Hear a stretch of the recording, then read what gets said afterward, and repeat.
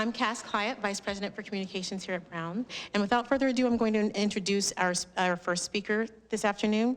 Our first speaker is Provost Richard Locke. He is the Professor of Political Science and International Public Affairs, and he will give welcome remarks.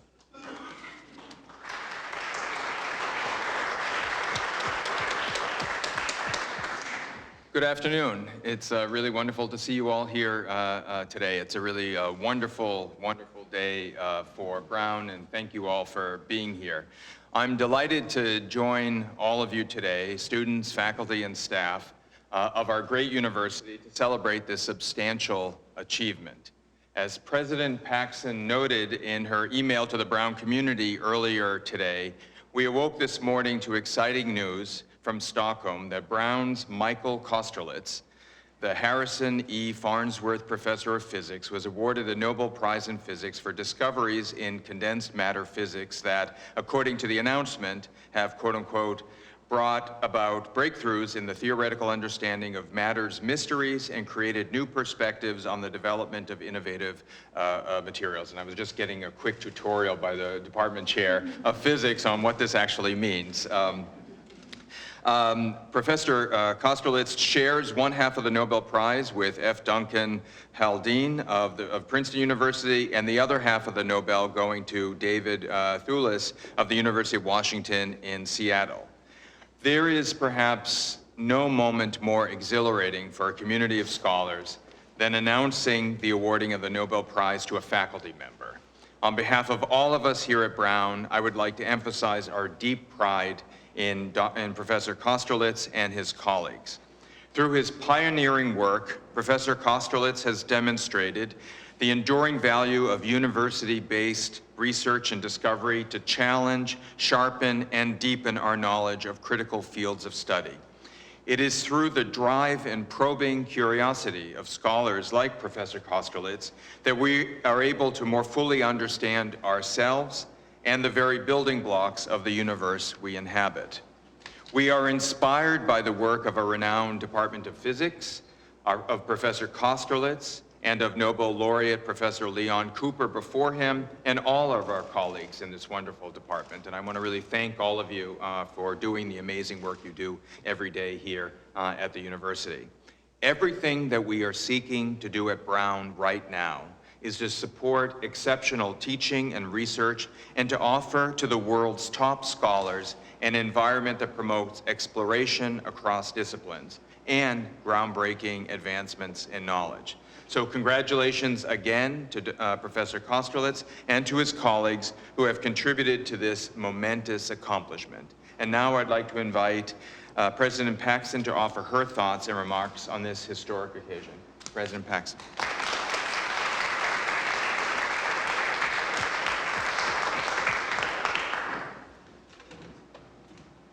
Thank you very much, and good afternoon, everybody, and thank you for joining this wonderful celebration.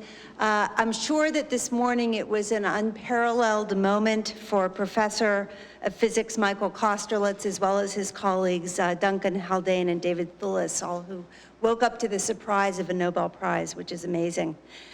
I want to extend our congratulations on behalf of the university to these three physicists for being awarded the 2016 Nobel Prize for Physics for their groundbreaking work on the topological properties of matter.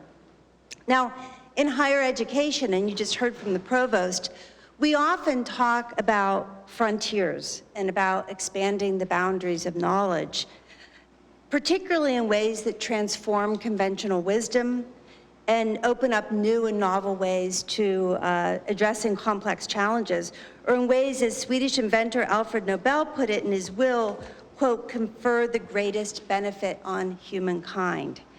And with this morning's announcement, that's precisely what we're doing here. Professor Kosterlitz's extraordinary, ahead-of-its-time research in condensed matter physics gives us a window into how a large class of real materials, particularly films and chains of atoms, can be understood in terms of simple mathematical principles of topology, and that is how atoms are connected. And what I find the most fascinating, and the theoretical work is well beyond my understanding of physics, but I get very excited about the fact that this work that was done by Professor Kosterlitz is now being thought of as being very important for new applications in the world. His insights could lead to the production of new materials that conduct electricity with no loss of resistance. And on the horizon, the work may accelerate progress on quantum computing for civilian and business, trade, environmental, and national security purposes, in addition to other revolutionary technologies that are enabled by vastly more efficient conductivity. And so, you know, these discoveries, and maybe people didn't really appreciate it at the time, but they certainly do now, they expand the boundaries of knowledge in ways that were at some point unimaginable, and certainly that link to the global good, the greater good, which is what Alfred Nobel wanted. So for Brown University, today's news from the Nobel Foundation honors the great physics tradition of physics at Brown, embodied previously by Professor Leon Cooper, and now additionally by Professor Michael Kosterlitz.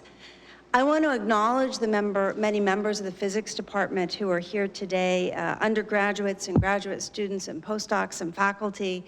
It is your collegiality and collaborative spirit that helped to set the tone for the intellectual breakthroughs in your field.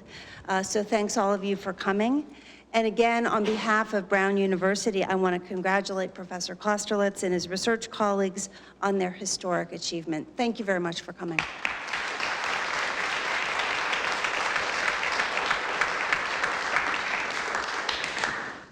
Now we'll hear from Chair of Physics, Jeong Xiao, Professor of Physics and Engineering.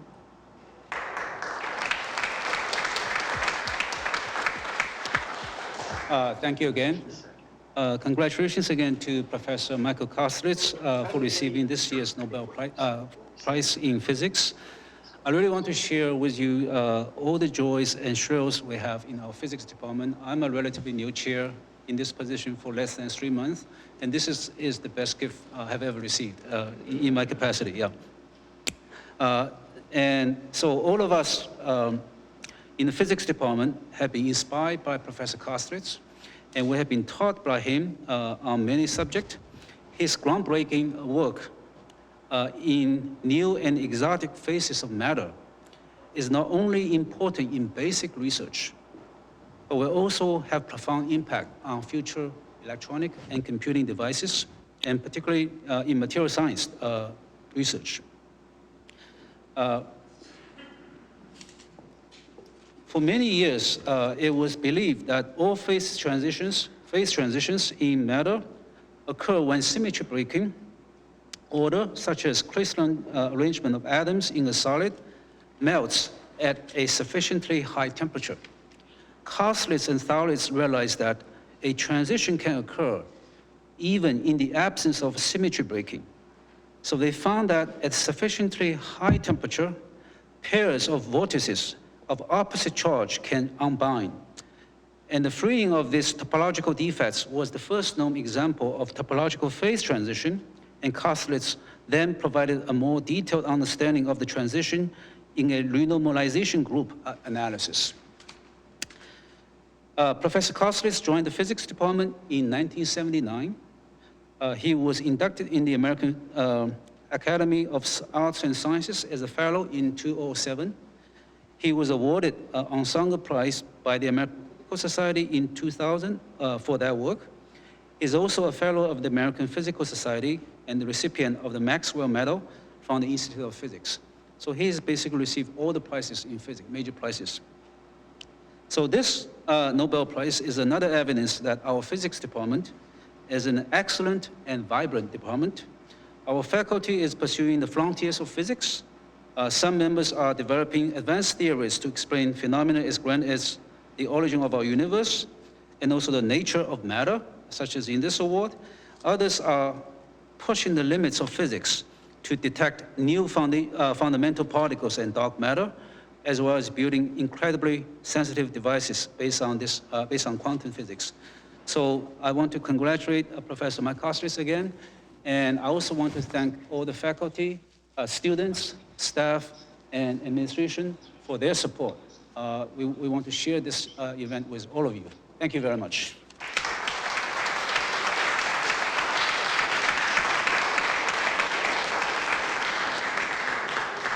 So now you all see Professor Kosterlitz, and I want to introduce, he needs no introduction, but I want him to know that we're all here and eager to hear from him.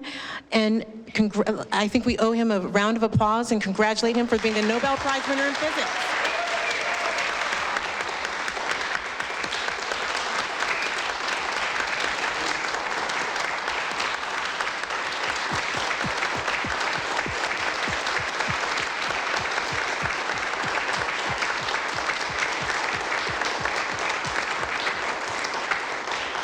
Thank you, Professor Kosterlitz, for joining us from Finland late this evening.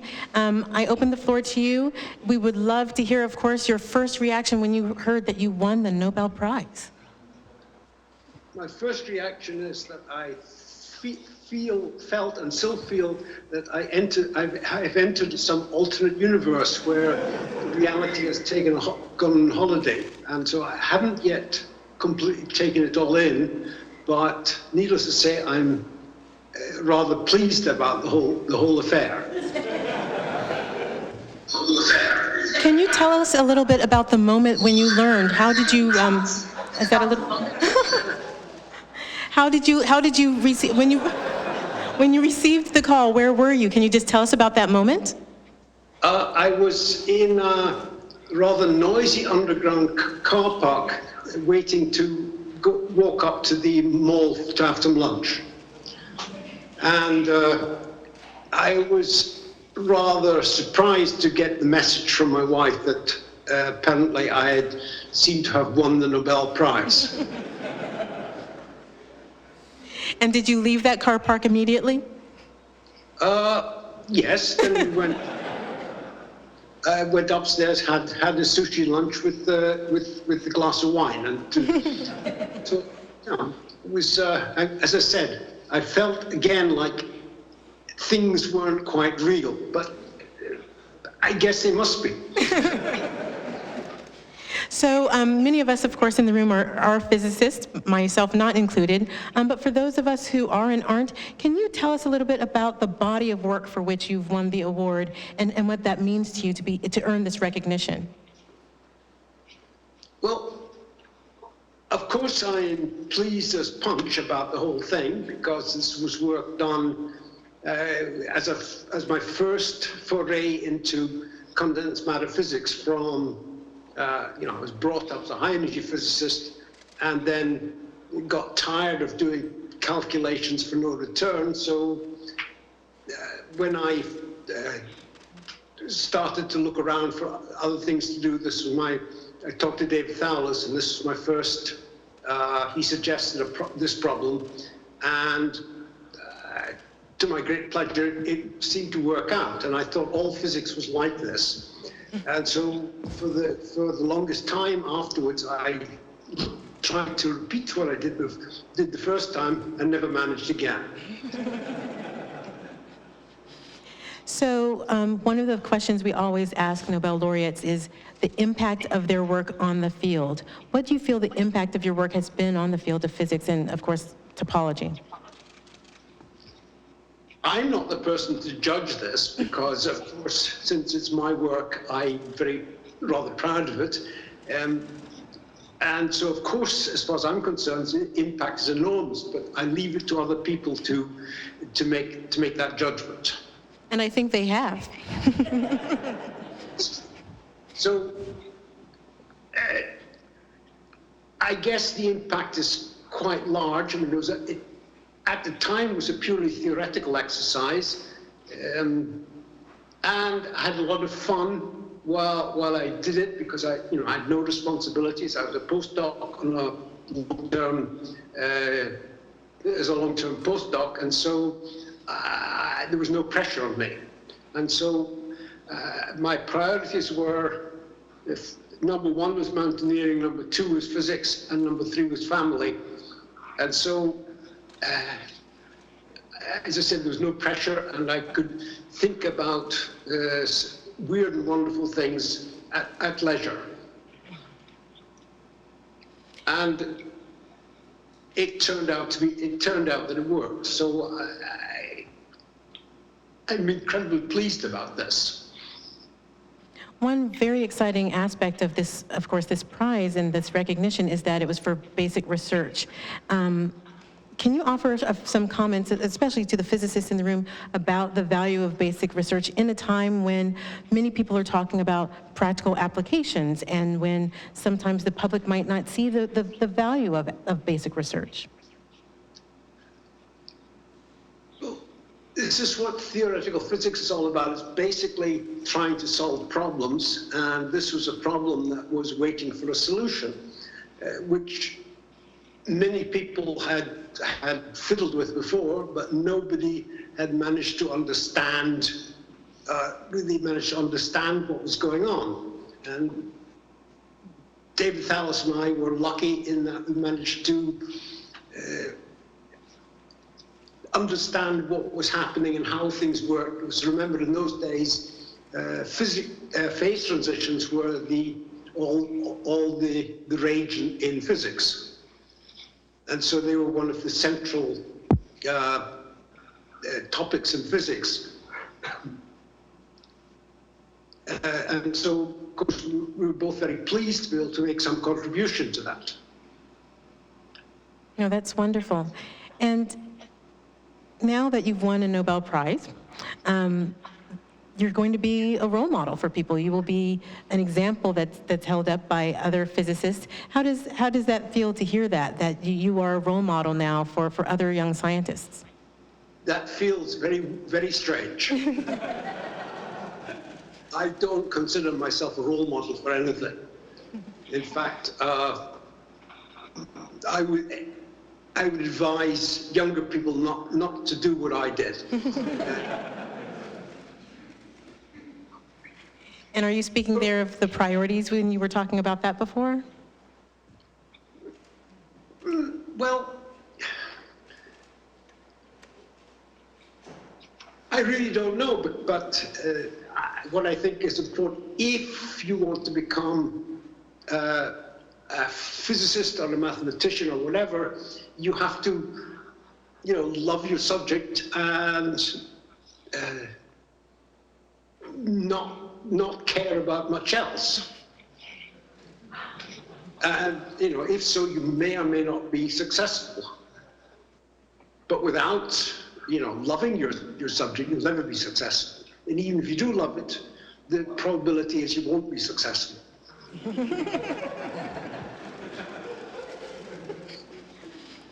Now, so those are the questions that I had, but we wanted to make sure to make this a community event where we would open questions to the young physicists and other faculty in the room, and also the reporters on the phone.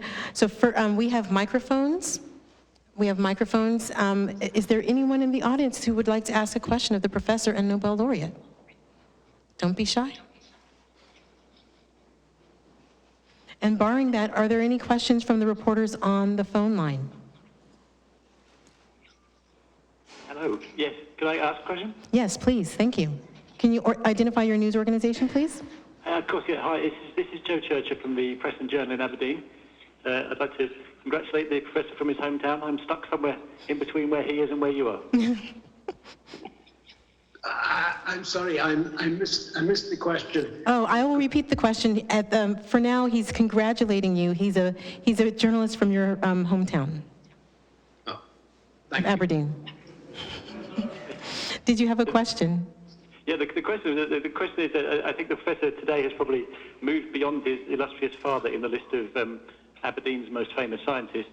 How does he think his father would feel about that? And to what extent does he think his upbringing here in Aberdeen was part of his success?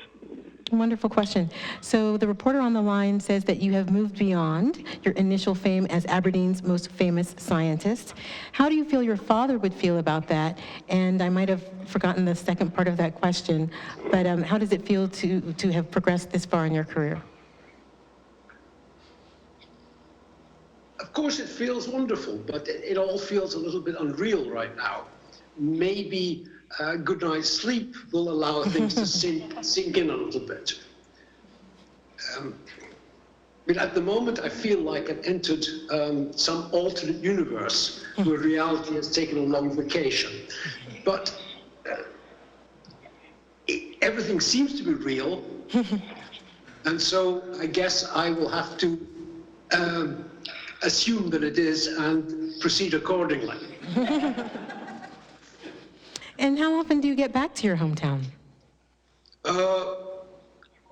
These days, not very often, because I have no contacts left there, except one or two acquaintances, really. You know, both my parents have gone, and I have no brothers or sisters, so really there's nothing there for me. Well, I'm sure you still are a native son. Are there other questions? Are there other questions from the reporters on the phone line? No burning physics questions that I would have no idea how to ask? Okay. We have a question here. Mike, this is Derek. I want to first congratulate you from the bottom of my heart. It was really exciting. And with that in mind, can I ask, how do you plan to celebrate? So the question is, first it was a congratulations, and then the question was, how do you plan to celebrate? We have celebrated to some extent by having a dinner and drinking a bottle of nice wine, but at the moment that's, I'm not thinking of any further than tomorrow, or rather tonight, because it's almost 10:30 finish time, and I'm also trying to figure out what I'm supposed to do. You see, after this, I'll be back in the States for a week, and then I'm supposed to go to Korea for November and December and most of January. And of course, with the Nobel festivities, I'm going to have to fly back from Korea to Stockholm in December sometime, but my visa for Korea, my Korean visa, is a single entry visa, so it needs to be sorted out between now and when I in the next 3 or 4 weeks. No, They're minor problems. I mean, going to Stockholm is definite priority. So I'm realizing actually that, oh, we have another question.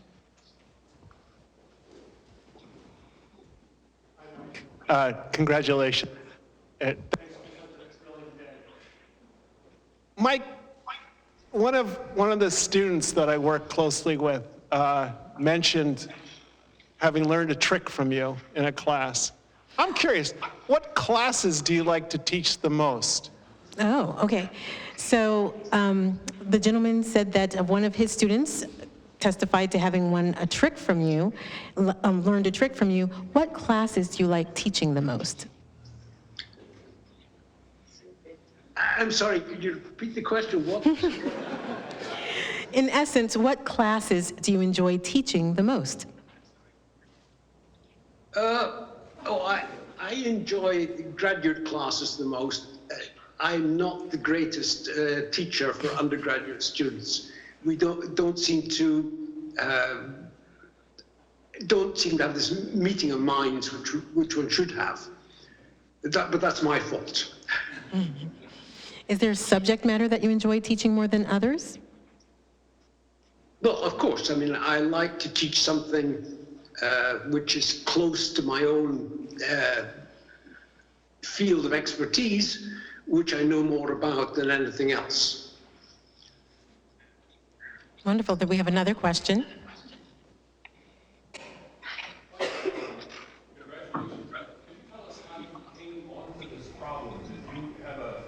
Light bulb go off in the shower? Were you Haggis?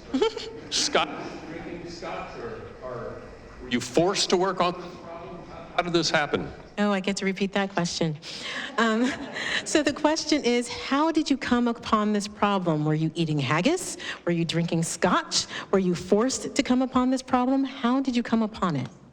Oh, well, This is my favorite question so far. The story is I did my graduate work in high energy physics. And then I was a postdoc in Italy for a year, where I continued working on high energy physics. It was actually, the system I was working was a precursor to what is called string theory now. So then,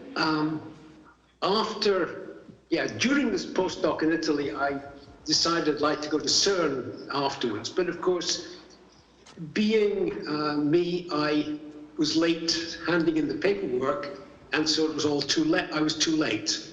So I had to find an alternative job, another job, and then I ended up as a postdoc in Birmingham University, where I continued doing high energy physics for a year or so, for doing all sorts of complicated calculations, but for zero return. So I started looking around for other problems and got talking to David Thouless, and I guess the rest is, you could say the rest is history. So I can ask the question, what has winning been like for your family and maybe your wife that I think we might be hearing in the background? I'm sorry? What has, what has this winning this award been like for your family? Needless to say, the rest of the family seems to be fairly pleased about this. Of course, I myself was pleased as punch. And, and who wouldn't be pleased about the Nobel Prize? Do we have other... But other than that, it doesn't mean anything, because, it means one thing, perhaps I'll be able to pay off some debts of mine. But otherwise, life will go on as it has. I will continue to try to solve problems in physics and play games and do whatever teaching I'm asked to do or try to do. So it won't make much difference to me, except I'm now in the rather embarrassing situation of being well known and famous, and so I'm going to have to try to live up to that. After all, I'm still the same person I was yesterday, and so, what else can I say? Recognized you in the restaurant today? Oh yeah, my wife and I were out for dinner in a local restaurant, and to my surprise and somewhat embarrassment, I was actually recognized because apparently my picture was in the papers and so on. So being famous has its drawbacks. We have another question. Hi, Professor. Nice to see you again. Congratulations for your prize. I took your statistics mechanics last semester, and that was amazing. And I just want to know if you will teach any other courses in the future. So the student said that he took, what was the course you took? Statistics mechanics. He took statistics mechanics, and he's wondering, and he said it was amazing. He wonders what other classes you might teach in the future. I don't know, but statistical mechanics is the subject I know best. I have taught other subjects I don't know so well. My least favorite subject is advanced electrodynamics, because the problems in the textbook are appalling.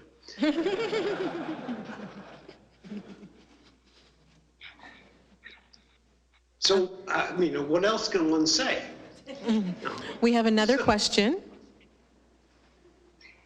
It was Jeong's group that made you go. First off, congratulations, Professor Kosterlitz. We're all very proud here. Now, as someone who's taken statistical mechanics with you. You once recounted to me at a department event that you chose homework problems based on what you wouldn't want to solve as a student. Would you consider adding this problem to the mix for future classes? I might actually have to have him come up here and say his question, but he said that he took your course, and actually I'm going to ask you to come and state the problem. Come on, your question. I don't think I would do it justice. Hi, Professor Kosterlitz. You once told me that you chose problems based on what you wouldn't like to solve as a student, just to make us sweat a little bit. Would you ever consider putting the Kosterlitz-Thouless problem into a class now that you've been awarded the Nobel Prize? Well, I have taught it in the Advanced Statistical Mechanics course as an example of of statistical mechanics and the so-called renormalization group, but in an easier class, it is a little bit, I don't quite know what one could say about it, because it is a little bit sophisticated, and often, if you like, it is more suitable for an advanced course than an introductory course. Like most research problems, they're relatively easy in retrospect, but when you first meet them, they're horrific.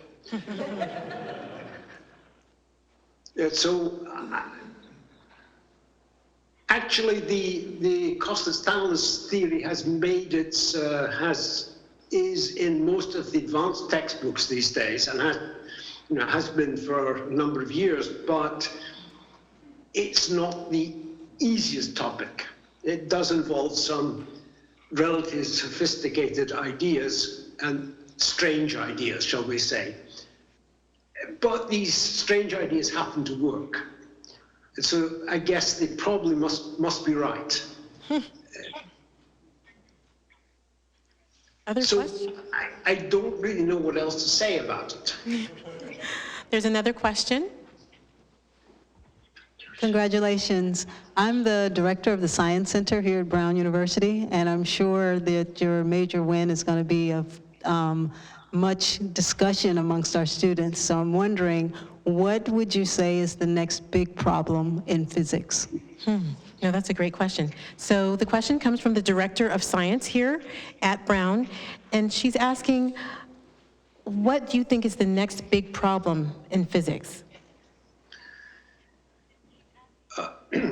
Yeah, that is a good question, and my answer is I have no idea.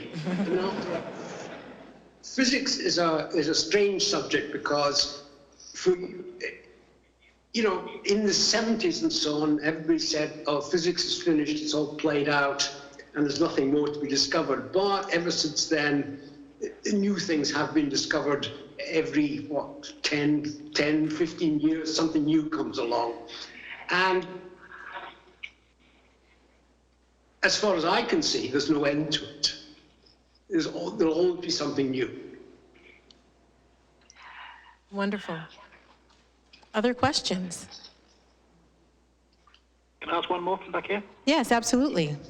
Brilliant. I was going to ask the Professor, if possible, if he could tell us what he would be most proud of in terms of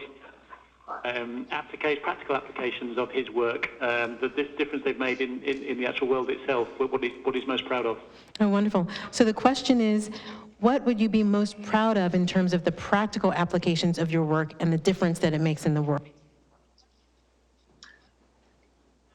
That's a good question, and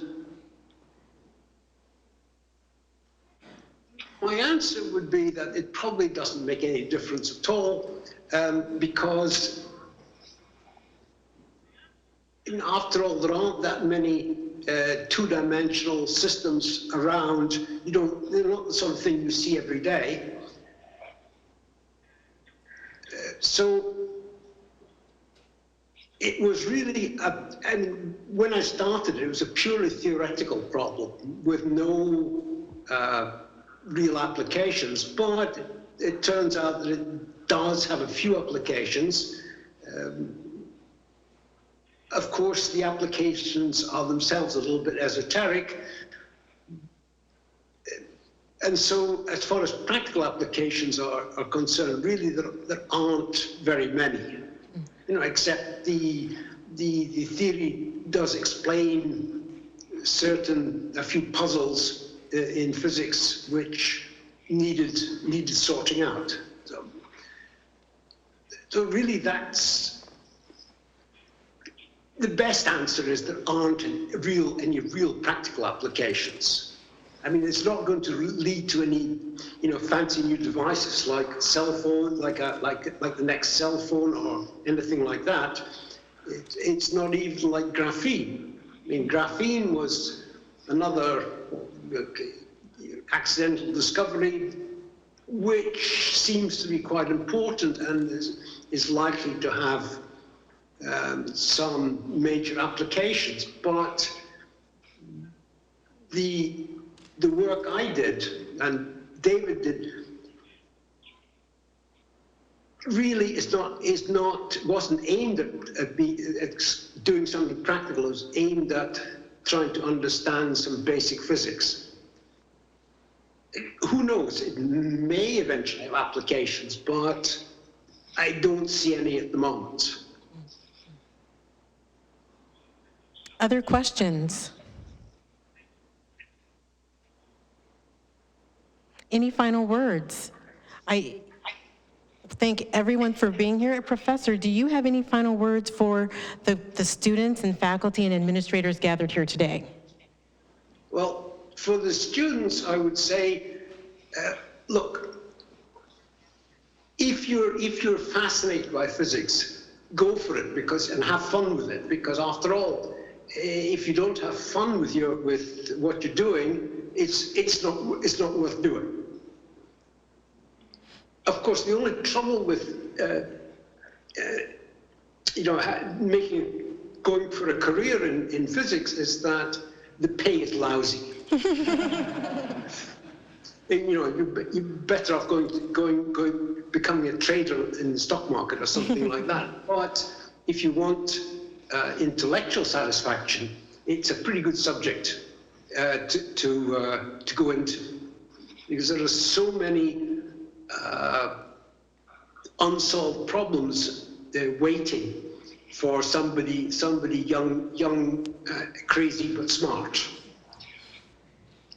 That's wonderful. Thank you so much. And I want to thank our colleagues actually at Aalto University that made this possible, this connection across the many miles. Professor, we want to congratulate you again. Another round of applause for our Nobel Prize winner.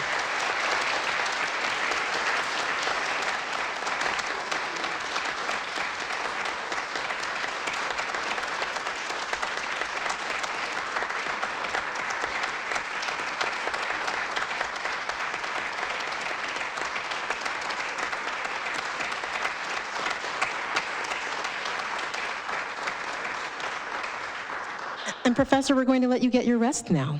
Thank you so much. Have a good evening. And we look forward to seeing you back at Brown.